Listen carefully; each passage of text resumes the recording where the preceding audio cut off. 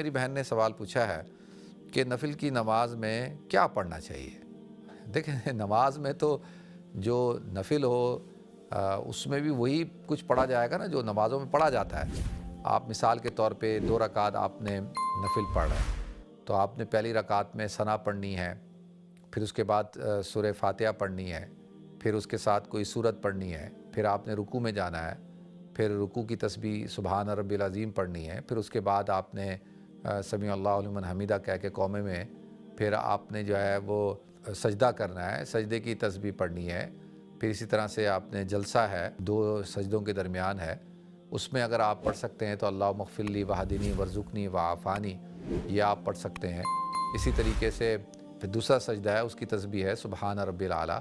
اور پھر آپ نے دوسری رکعت کے اندر بیٹھنا ہے، تحیات پڑھنی ہے، درود شریف پڑھنی ہے، دعا پڑھنی ہے، پھر سلام پھیر دینا ہے۔ تو یہی ہے نماز میں، یہی پڑھا جاتا ہے۔ تو کوئی خاص طریقہ نہیں ہے نفل پڑھنے کا، نفل بھی اسی طرح سے پڑھے جاتے ہیں جس طریقے سے اور نمازیں پڑھی جاتی ہیں۔